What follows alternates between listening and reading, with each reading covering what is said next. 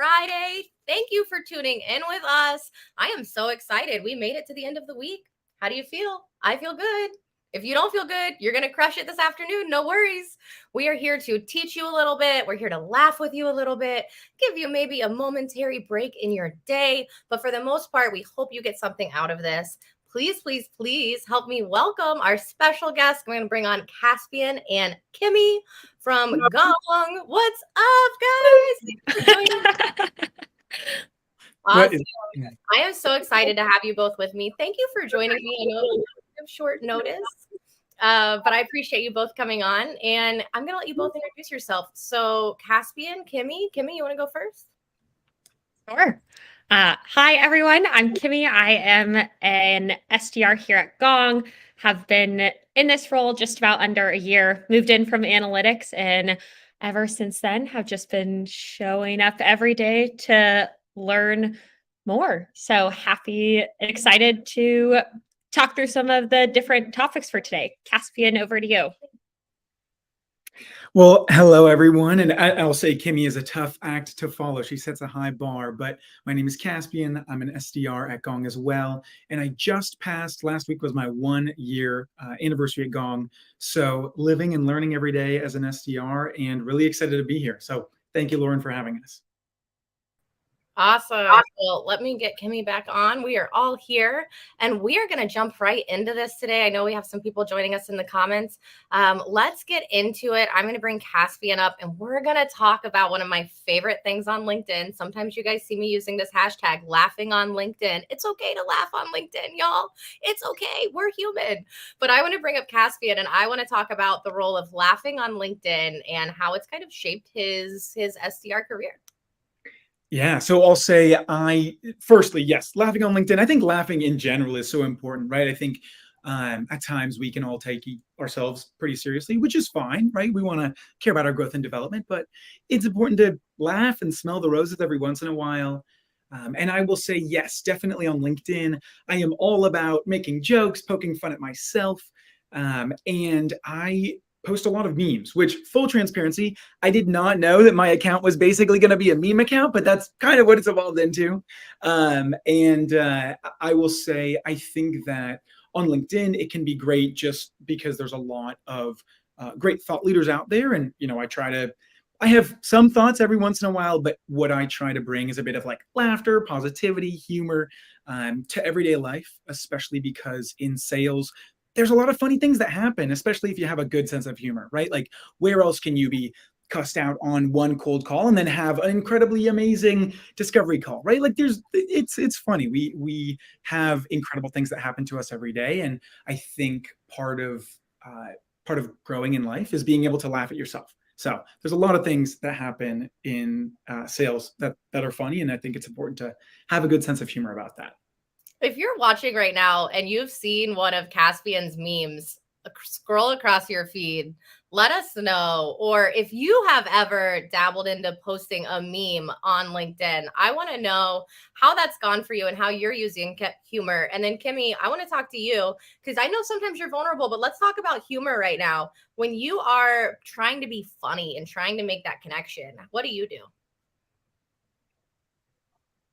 I think it's not too different at work versus just in real life. Like, here's an example. When I cold call people and I say yeah, are you at all familiar with Gong? And they say no. I say, yeah, that's why I have a job.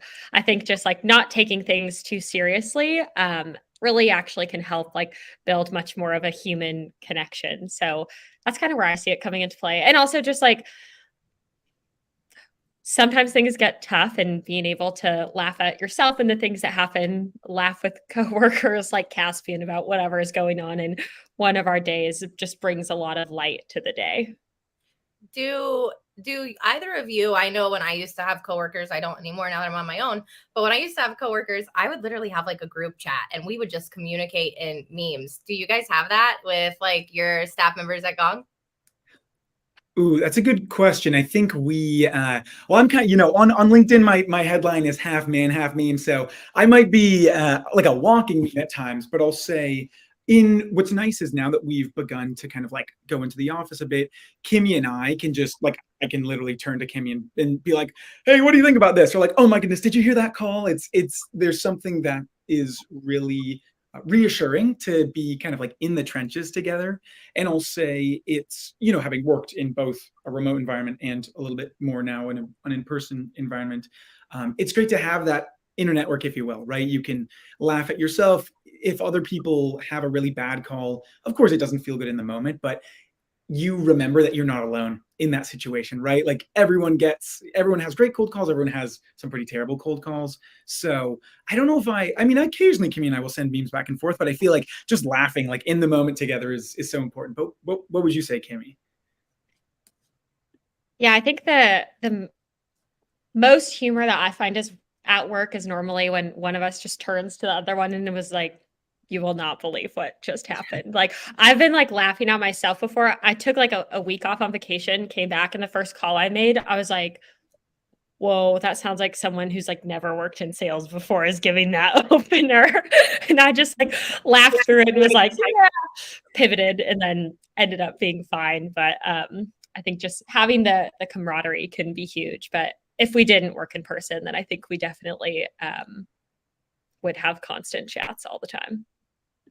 100%. And like they say, misery likes company, right? Misery loves company. So when we're going through those hard calls and we're having those hard moments where if we didn't have the camaraderie and the people to like kind of engage with and get us back out of that mindset, we would kind of be headed downhill, right? So humor can bring us back. And really elevate the situation. And I always say, like, just go laugh for 5 minutes and then try to come back pissed off. You're not going to be able to come back mad if you go force yourself to find something funny. And it doesn't have to be work related. It doesn't necessarily have to be with your coworkers. But if you're like, when you're in a funk, and it can be something stupid, it could be like my kid had a bad morning and I'm not in the right mind frame to start my day, or I'm fighting with my significant other at home, or I'm having roommate problems, like a lot of SDRs that are watching have, right? Like we all go through those issues, but your mindset is part of your reality. So make it an action where you're like, I'm going to go laugh. I'm going to go find something to change my mindset. And I think that that's why I use humor on LinkedIn a lot, because I find things that make me mad or annoy me. And I feel like I'm just like this negative Nancy on LinkedIn all the time. And I don't want to be that person. So I try to find ways to laugh and bring humor. And Caspian, that's what drew me to your account when I found you, were the memes. I literally think I messaged you one day. I was like, I want to post about this and I don't know what meme. And you were just so polite and kind and you're so funny. And it just drew me into your personality. And because of your memes, we had a coffee chat and we got to know each other over LinkedIn, y'all. It's that simple. Like Caspian made me laugh. I was like, can we please have a coffee chat? Well, and that I will say, I still remember that coffee chat. And what's funny is that I will say, in terms of LinkedIn specifically, to be transparent, I definitely benefit for working for a company like Gong, where I am selling to salespeople, right? So my content is inherently relatable to the people that I'm trying to sell to, which I want to call out wouldn't necessarily be the case if I was trying to sell to engineers or whatever the case may be. But I've been very fortunate in that, if I connect with a prospect and after they connect with me, if they see my memes in LinkedIn and start liking them, then I'm like, okay, I can probably get a meeting here. You know what I mean? And I've been fortunate enough to have that happen where people might recognize me from LinkedIn if I call them. But more so than that, I don't think that the humor has to be limited to LinkedIn. For me, especially on cold calls, you definitely use humor to build rapport, because I know, and Kimmie and I have spoken about this, everyone has their own strengths. Kimmie is an infinitely better objection handler than I am. And so for me, I know if I'm it's true. She's laughing because she knows it's true. For me, if I'm going to get if I'm going to show value and eventually book a meeting with someone, I will also strive to build rapport with them, because that's more an area of strength of mine. Whereas if I start getting into the objection handling waters, I'm fine. I can do that all right, but it's not my strength. So, I try to double down on my strengths and use LinkedIn both in just like, jokes off the cuff to try to build rapport with people. And just because it's fun to do. I love making people laugh. I do love to make people laugh. What do you two think about using humor when you are trying to get an SDR role? I know there's been a lot of people laid off recently, right? So when you're trying to break through that noise of all of these applicants, what do either one of you think about maybe using a little bit of humor to break through to that hiring manager? Kimmie, you want to go? I mean, I'll let you go, Kimmie. It's a really good question. Yeah. I think my thought is if you make someone like feel a certain way, they're much more likely to remember you. Even if they're like, that was literally a horrible joke. Like they're still gonna at least like exhale through their nose and be like, they tried. So I think that finding like any way you can to connect, whether like it's humor and that's what feels authentic to you, or it's like saying something more personalized, like, hey, I saw you like grew up in whatever area, like I love that, blah, blah, blah.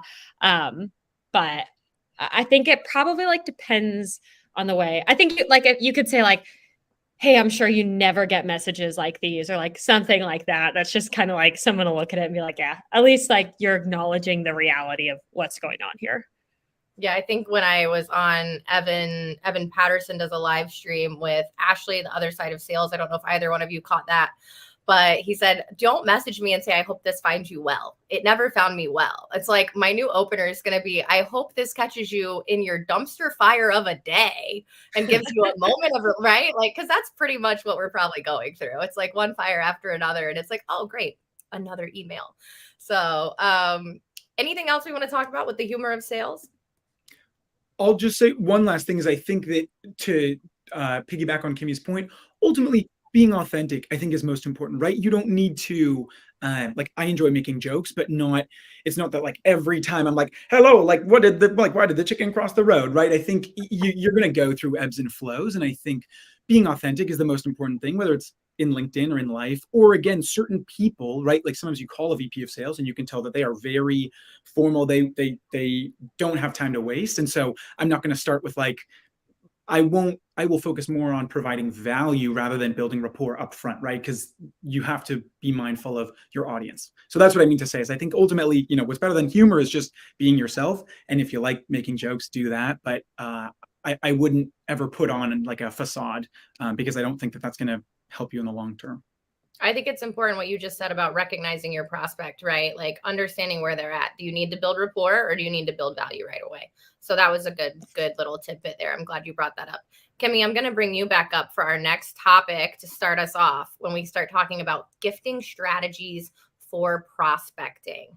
So when another show that I watched today, I watched Morgan J. Ingram's show. If any of you watched that, Muffins with Morgan, I gave him a little plug, 11:30 Eastern. He didn't ask for that, but it is worth it if you want some knowledge. But I was on his show today and there was someone from Sendoso talking about sticky meetings, right? And we're talking about how to confirm that those meetings stick. And the person who worked for Sendoso said coffee the day before never hurts. So let's talk about gifting strategies for prospecting. Kimmie, how do you use gifting strategies? Yeah. So one, I would say for me, I think a lot of the times when I'm identifying like how can I get to this really hard to reach person, especially if you have a real like a reason to send someone something, like let's say they got promoted. I think that's a perfect example. It's like, hey, as you start this new chapter, thought you would appreciate this book about this influencer that you follow on LinkedIn. Connecting like that back to your company. That's like one thing that I really like to do. But I think I leverage gifting more for setting meetings initially, as opposed to like sending coffee cards and making them stick. I think that can be helpful for like following up after a cold call. But Caspian and I, like, we're actually working on a training right now for the rest of the SDR org. And we've talked about like the kind of levels of personalization we have. That one's like, here's this plant. It's like your revenue. It needs to grow. And you can like make some sort of a cheeky joke and then like add in a bit of research about the company. And then you have like hyper personalized, like they love dolphins, like send them a book about dolphins or something like that. But I think that, right, like we've talked about with humor, it's catching someone's attention in a way that's going to stand out from the like hundreds of other things that they're getting. And they're going to remember you, even if they don't like you. if you send them something. And it also triggers reciprocity, which like is very powerful. So that's my 2 cents. It is very powerful. And I will tell anybody watching, I've only had one person ever gift me something in this sense. And I remember them specifically. We spoke 3 times after. It was an amazing experience for me and it really worked. So just to like pinpoint that. Caspian, if you guys are working on this for all of the SDRs, what is that looking like? Tell us a little bit more about that. Yeah. So firstly, I'll say it's so funny because this is something that I wish I would have known when I first started as an SDR, when I first started in sales. Just the impact. Number one, the importance of breaking through the noise. Sometimes you think your message is really well crafted, and it may be, but if the person that you're trying to get a hold of never even opens the email because you haven't done enough to get through the rest of the messages in their inbox, or somehow show that you are unique and that if you're not able to get their attention, doesn't matter what's in the message, is what I mean to say. And I think that, to Kimmie's point, I might go a little bit overboard with it at times, to be transparent, but I definitely leverage gifts to break through the noise, but then also to keep meetings sticky the day before. How does this look for training the SDR org? We're right now, to piggyback off of what Kimmie mentioned, really going through some of the strategies that we've used in the past, whether it's going, again, hyper personalized, right, and marrying their personal interests to their professional business pains. I think personally that is a recipe for success, right? If, to Kimmie's point about dolphins, or if someone really loves, if someone played college football and you're able to find either apparel from that college football team, or again, a book about, tales in the locker room of the Blue Devils, whatever the case may be, and then make or maybe if they play basketball, right, be like, using Gong, you can dunk on the competition, whatever the case may be, right? You can kind of bring in that humor, that gifting, and still provide value. To me, that's where you might not always get a meeting right up front, but they will remember you. And I think ultimately the goal is just to break through the noise, because people don't always remember what you say, but how you make them feel, as Kimmie mentioned earlier. So if you can get a cold call with someone who has opened your email that you sent as a follow-up to your gift, you already are a known entity when you're speaking to them. So I think it's a great way to break through the noise. I think it's a great way to be unique, but don't forget to provide value. You don't want it to seem like you're bribing them or like you are just mass sending whatever, Bose headphones. It's important to really, it's important to tie it somehow to the message you're trying to communicate. So I way over answered that question, but it's a really interesting topic, and I love talking about gifting. And I think you're right in the sense of understand what you're sending the gift for and providing value, right? When somebody gifted me something, it wasn't necessarily to book a meeting right away. Somebody had realized that I had the flu and then COVID back to back on LinkedIn, saw me posting about it. I'll just give her a shout out. What's up, Michelle Craig? If you're watching, yeah, Caspian, if you guys know Michelle, go follow Michelle too. But Michelle Craig sent me cookies, and it wasn't even so much that the cookies were for me, right? I had a kid. There were a million things that I wasn't doing that I would have normally been doing as a mom and in my life. And those little cookies, as simple as they were, it was like, okay, now I have something to make my kid happy, right? Because he's 5 and no. When mommy can't entertain and help and cook fresh food and all those things, like those cookies saved my life for a week. As silly as that sounds, and maybe my 5-year-old ate way too much sugar, but I don't really care. Thanks, Michelle, for the cookies, because they worked and they made a lasting impression. And Michelle and I have been close ever since. I will support her in anything she does. And it's one phone call and Michelle has anything she needs out of me. And it all started with some cookies. So, all right, cool. Next, we're going to bring up Kimmie, and we're going to talk about authenticity and vulnerability. I know we were talking about being vulnerable, but I'm going to talk about that in sales. And I specifically want to bring up Kimmie because every time Kimmie posts something that feels super vulnerable to me, Kimmie goes viral on LinkedIn, y'all. It's like 1,000 likes, my impressions galore. I'm like, holy crap, look at Kimmie. Look at this. Like, it's impressive, Kimmie. Like, you put your heart on your sleeve and your audience responds. So tell me a little bit about that. Mm-hmm. I think that the nature of working in sales, so like a lot of the times it sucks, and that's okay. But I think like finding a way, like through whatever struggles that you might be having, and also knowing that you're not the only one there, is super important. I think that people sometimes like will feel a lot of shame of like, I didn't initially get this off the bat. Like, I feel like scared about if I can do this. Like, there's a lot of doubt. And I think that every single person feels it, but people don't want to talk about it. They just want to talk about like how much they're crushing it. And then, like, when it's hard, there's not always like a lot of dialogue around that. Like, people get shouted out in Slacks for over attaining their quota, but it's like, what about like everyone else and people who have been there before? And so for me, I think I just like really appreciate honesty from people. And like, as I've stepped into this role and like coming from a background where I didn't have any experience, like there was so much that was new to me that I was like learning from and feeling about. And I was just like, I like want to share these stories because I think that they'll resonate with other people. Cause like, I know I'm not the only one who could be feeling this way. So I think that's where my approach and mentality comes from. 100%.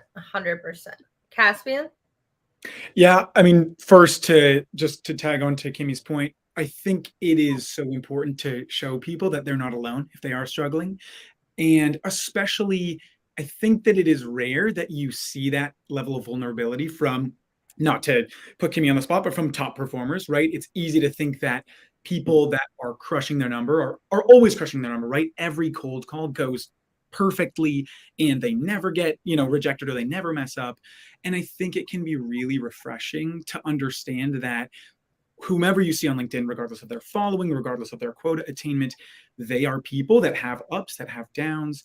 And the fact that you, as wherever you are in your org, the fact that you can understand that the people that are doing really well still have difficult cold calls, still might, send an email with the insert first name or might say a pitch that doesn't land. I think it can be really refreshing, and it's important to understand that everyone has ebbs and flows, and that's part of what I try to do with my memes. Right, is I enjoy poking fun at myself. I love being the butt of my own jokes because there are ups and down days. Right, sometimes whatever the case may be, you might book 3 meetings in a day, and then your favorite prospect you get back on the phone with, and you're thinking, okay, here we go, I'm going for 4 meetings, and then they completely blow you off, and then you feel terrible, right? Even though you've had objectively a pretty successful day, for me at least, I feel really defeated sometimes when I have a bad cold call. And I do at times take things personally initially. What I'll say is it feels personal. It's not, but it can feel personal.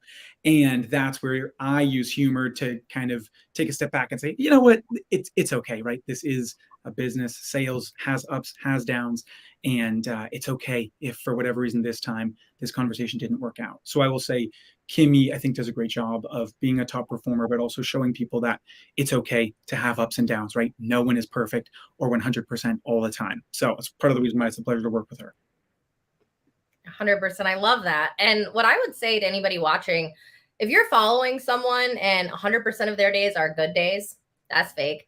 If you are impressed with someone who, I can teach you my get rich quick scheme, that's fake. If somebody says, pay me $5,000 and I'll teach you how to make 20 grand every month, that's fake. They're making 20 grand by selling that to 4 people. Let's just be honest in what we're seeing and experiencing. Being vulnerable is really important. And in my opinion, I know I'm a recruiter and that doesn't necessarily classify as sales, but it's sales. I don't care what anybody says, it is. And as a recruiter, I'm trying to be just as vulnerable in starting my own thing and what's going on with me and trying to be authentic with my audience. But acting like it's sunshine and rainbows every day will actually hurt you more than it will help you, which is why, and Kimmie does a great job of this, but Kimmie, not every post is super vulnerable, right? Like some of them are vulnerable and like Caspian, to some of them are funny. Like you don't do every single post heavy and oh my gosh, like I need a break after I just read that post. I know some of you know what I'm talking about. Like it's a post and by the end of it, you're like, oh my God, I need to support this person. Could you imagine if we only read like 500 posts like that? We wouldn't scroll LinkedIn anymore. We need the break of somebody being vulnerable, somebody like Caspian making us laugh, and the just not like repetition in your content, I guess, is something else I would say. And being vulnerable with your content allows you to kind of interact with people who actually resonate with you on a deeper level, which in my opinion helps build those relationships and helps you know who your true champions are along the way. Yeah, just to tag onto that, I will say I think that variety is also so important, right? Whether it's in person or on LinkedIn. No, while people definitely can have strong character traits or strong attributes, um, I haven't met someone who is one way all the time, right? Either always super, serious or always super happy. There are, again, like sales, there are ups, there are downs. I strive to be positive. I strive to be, I enjoy making jokes, but there are days that it doesn't feel authentic to make a joke, right? That it doesn't, that things are just difficult. And that's where having variety and just being able to talk to someone openly. Kimmie and I've had really funny conversations, really serious conversations. And I just think that everyone has multiple attributes. So to be one way all the time, to your point, Lauren, just isn't realistic. Yeah. And if you're a leader watching this call, you need to be vulnerable in front of your people as well, right? Like they need to see that from you. It can't just be everything's great from the top down. As much as our leaders want us to think that, oh, it's not. And it's better to have your people at a realistic level with you and actually communicate information with your people. Be vulnerable with them and let them know what's going on. Don't scare them, but be transparent and authentic in all of your conversations. I think that that's also happening, especially right now with leaders they can't talk about the layoffs that are coming and they feel stuck in between a rock and a hard place, right? Like we get it. And it's a business decision. I understand all of the things that these leaders have reached out and said to me, but you have to be transparent with your team. So I just wanted to say that as the last point, and then we'll move on. Caspian, this is going to be your favorite topic of the hour, picking the perfect theme for your LinkedIn post. I'm still not great at this, but maybe one day, Caspian right there, Caspian will teach me how to do this. Well, I'll say so. Meme creation is an art, and honestly, it's something I'm still learning more about. I didn't realize. I spoke with someone last week, and they opened my eyes to a whole new branch of memes. But what I mean by that is, picking the perfect meme for your LinkedIn post ultimately it's up to you, right? It depends on what kind of joke do you want to make? Do you want it to be something that you're the butt of, or sometimes you might write a meme or a joke from the perspective of your prospects. Like one of my most viral memes, which I didn't really know was going to be so big at the time, is a joke about how my prospects must view me. But it's a joke from my prospect's perspective, right? So I think memes can be fun because you can have a variety of, ways that you structure it. I think that, I tend to do a lot of GIF memes because I love I don't know if I love how dynamic they are. I was trying to think of the noun version of that and it's escaping me.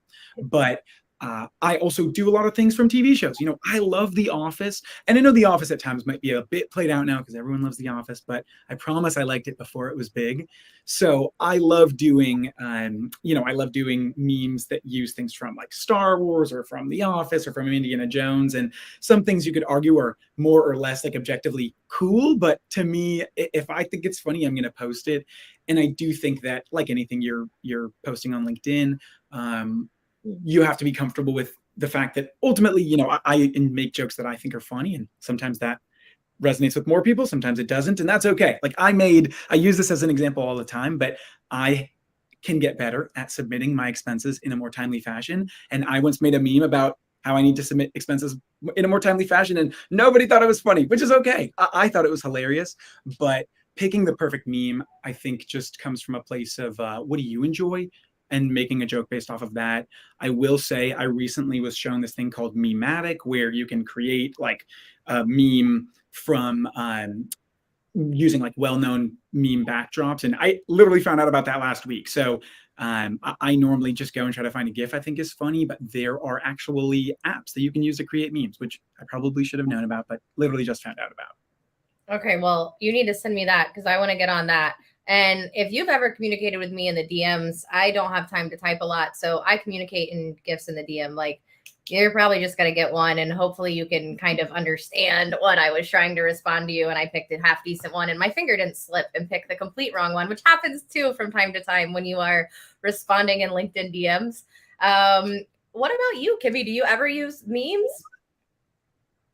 It's not something that I have ventured into. I think there's a lot of different ways that you can communicate a story, right? Like you can do it through memes. And I think I generally tend to stick to text. So to each their own, right? We do it feels authentic for us. I think that's one of the things that we've talked about. And that's like how you show up on social media, at work, like in the way that you want to do your job and how you use humor. So I think it all like ties in together really nicely. 100%. Okay, so the last topic you two don't know about. What did I do? You're both like, well, there's too much time in this show for us to be done. What's going on? There's something else we're going to talk about. I saw you earlier, Caspian. You were doing this. I am. I'm very intrigued. I'm a curious guy, but yeah, I'm very intrigued. Kimmie, don't be scared. You're going to be saved on this one. But Caspian, we have to talk really quick, and let me switch this for Caspian. And you're going to have the stage for a minute. But Caspian, yes. Congratulations on completing your 75 hard. Thank you. I want to hear all about it. So tell us about 75 hard, what that was, and how you completed it. Because I think that's so impressive, and other people in sales should hear all about it as well. Thank you. Well, firstly, I'm very impressed. I literally just made a post about this, like, I don't know, an hour ago. So I'm very impressed that you are even aware of it. 75 hard, people in the San Francisco Gong office are probably sick of hearing about. So I'm so sorry. It's true, right? I will say what motivated me to start it was a few things. I'd actually heard of a few different coworkers like vaguely like mention it, and that got me intrigued. And I, towards the end of October, was not super happy with how I looked or how I felt. Not that life is about how you look, but I have enjoyed working out. You know, I grew up with doing certain sports and stuff. And we see you in those cycle classes. We see you at Christmas cycling with the family. I'm like, man, I just ate a ham and you're cycling. Whew. Well, someone's got to bring up the rear, right? So I'm always like last in my family. Like it's always there's friendly competition amongst my brothers and me, but I just wasn't super happy with how I looked or how I felt, and I also felt like in multiple areas of my life I was pressing the easy button. You know, I was taking the easy route, which is not the person that I strive to be, and it's humbling to come to realizations like that, but I would be lying if I said that wasn't the case at the time. And Kimmie knows this about me. I like doing really weird challenges. And so I knew that I wanted to do something to challenge myself. That for me is really helpful when I feel like I want to live more in the present, is to challenge myself, because it's not better to be present than to focus on a specific goal or area that you want to change your life in. And so that's what I began, was very beginning of November.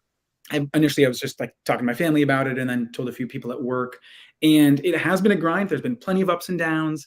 I will say I always feel like a baby when I drink out of my gallon water bottle, but because it literally has like this thing. So okay, see, yours looks cooler though. This straw is much cooler. This literally looks like a large sippy cup. That's my problem. Look how little mine is, and I'm lucky if I drink one. Well, that's why I just got a gallon water bottle though, is I know I'm too lazy to like get a half gallon and fill it up twice. So I will say you know, to our earlier conversation, it's not been all sunshine and rainbows. There have been so many times where it has been a grind. You know, there were really big storms in the San Francisco Bay Area, and where it was pouring. And I know for people that live in other parts of the country, you're probably like, how bad can it be in San Francisco? It was raining. Kimmie can back me up on this. It was raining pretty crazy, and still getting out and, you know, doing a run or even some days doing a walk was not always the most exciting thing, but it has been really rewarding. And more so than the physical benefits, really the mental, just understanding that when you put your mind to something, you can do a lot more than you might think you can, has been really exciting and confidence instilling, to be transparent. And the last thing I'll say, because I know I'm rambling a bit, is what I'm most excited about is that 75 hard has this amalgamation of tasks that you complete, really to kind of complete the tasks, because it's a part of this challenge. But what I'm excited about is looking at my goals for the year and then creating habits that I can cross off each day that help me progress towards those goals. So I love 75 hard, but these are kind of these are more things done for this challenge, but I'm excited to apply that same discipline to the goals that I'm most excited to complete. I don't know if that sentence made sense, but I hope it did. It does. Would you say that you will take the framework you learned from 75 hard and replace some of the things now with your SDR tasks and things like that to help you level up, and you will essentially use that framework to be a better employee? 100%. And I wish I had thought of answering the question that way when I first answered it. So yes. And also I have personal goals and areas, personal and professional goals that I will absolutely apply the same framework to. So I love the way you put that, Lauren. Would you both agree, and Kimmie, we'll hear from you next, but would you both agree that the first kind of 75 days for an SDR would make or break you, right? When you're going through ramp and you're thinking about that. And because Caspian, I didn't know about 75 hard until you posted about it. And I did a little bit of research while I was waiting for the live show to start. But it seems to me like the framework around it could be something that would be very helpful for SDRs. What do you think? Kimmie, do you want to go first? You can go. Okay. Well, I'll say I do think that the first 75 days as an SDR can be challenging. If I think to when I was most stressed, I started last January 2022, and there were times in March of 2022 when I was in my final month of ramp where I was really questioning myself and my abilities, to be honest. And I do think that if you're able to make your way through those 75 days, you begin to trust yourself more, and you begin to say, hey, I can do this. And really that applies to anything. That was one huge takeaway that I had from 75 hard is when you begin to make something a habit, you realize how much more you're capable of, right? So maybe start small, start with something that you feel confident you can do, but you can always use that as a stepping stone to the next goal, right? So for SDRs, your fully ramped quota might seem really big and really scary and really daunting, but you start with your ramp quota, and then you get on that stepping stool, and then you realize, oh, actually, I could get X amount more meetings per month. But Kimmie, I'd be super curious your thoughts on this. Yeah. As relating it to 75 hard, I think any challenge like that, the overall goal of it is to build habits. And I think that one of the most difficult things about being an SDR, being in sales, I'm sure being a recruiter too, is like, it gets really repetitive. And you have to find ways to do your work even when you don't necessarily feel motivated. And I think that building the muscle of being able to sit there and make calls for an hour straight, even though your eyes are glazing over at the end of it. There's definitely, I think it's building endurance, to be honest, but it's mental endurance. That was one of the things that I really struggled with when I first started, was just the sheer volume I needed to do. And it felt really overwhelming learning my job and all the technology and everything at the same time. And there's never a point in my life when I have been more tired and unable to wake up early and do my usual morning routine. But I think that period is when people have to mentally decide, I'm just going to get through this and do what it takes. And I think a big part of that's having faith in yourself, that I always knew I could figure it out. I just wasn't sure how long it was going to take. So I get that. Okay. How happy are you that Caspian's going to stop talking about 75 hard? That's the real prize, right? It's that and Liver King. Don't even get me started. I won't even ask. I feel like we're going to be here for a minute. Should we ask Kimmie, or should we just pass that? We're going to okay. We'll scoot past that. If you want to hear about what our Liver King is, DM Caspian. Go follow both Caspian and Kimmie on LinkedIn. Please. They are amazing. They are SDRs to follow. I doubt they will both be SDRs for long. And if anybody ever lays them off, get in my inbox, because I'm gonna. You guys are just my heart and soul. I'm so obsessed with you both. But last thing, any bold predictions for sales going into 2023? Who wants to start? All right. Okay. I will. I think that we're going to see, like, when you think about like chat GPT and AI and how much that comes to writing messaging, and like being able to do research and stuff for you, that the role of an SDR will require less sleuthing and more of like, what is this like strategic messaging, like putting it in a tone. But I'm super excited for that. I've started to like use a couple of tools that like help you pull information, and I'm like so excited to see where that goes. I love that. And I love that you just brought up chat GPT. I'm going to say one thing about that. I commented on someone's post today that, oh, you could use chat GPT for that. And they like responded like, oh, that's lazy, whatever. I don't care. Anyway, all I'm saying is that you'll use it or you'll get left behind. One, because it's going to help us supplement in the new year. And later that person DM'd me and admitted they'd never even tried it.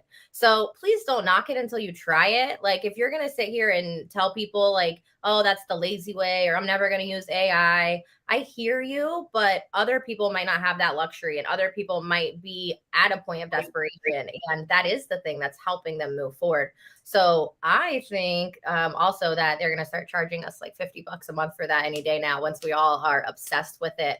And then, yeah, I'm really going to cry because I don't know if I'm going to expense that yet. But okay, Caspian, what about you? What do you think is a bold prediction for sales in 2023? No AI.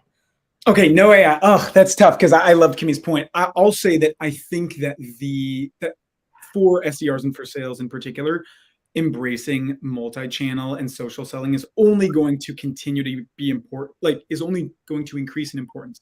Now, I don't mean to say that you have to be like a LinkedIn influencer or whatever the case may be, but I think the art of, for lack of a better term, sliding into DMs and engaging with prospects over LinkedIn is going to continue to be important, as well as embracing other channels, right? Whether it's gifting, whether it's texting, whatever the case may be. I know that is more and less appropriate in certain situations, but I think that that is going to continue to increase in importance.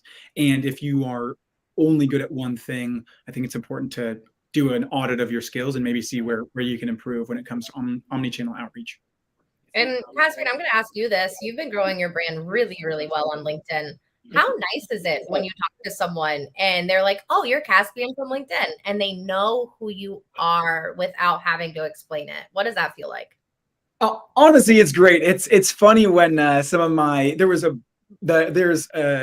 someone who once like knew me as half man, half meme and called out a meme that I'd made, which was super exciting. And also it just again allows them to it can be flattering, like, oh, okay, you know me from LinkedIn, but them, especially because the content that I make is for salespeople, them understanding like, hey, this is an SDR, like understanding that they were once in your role and that you are making an effort to go above and beyond. It is a great way to bond with prospects. That's probably the best way that I'll put it.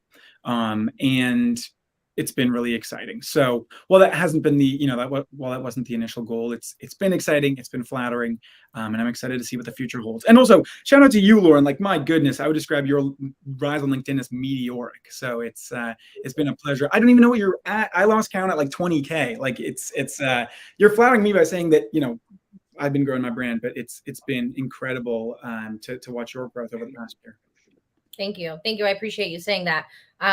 Listen, I decided in April I was going to treat LinkedIn like a job, and I literally do.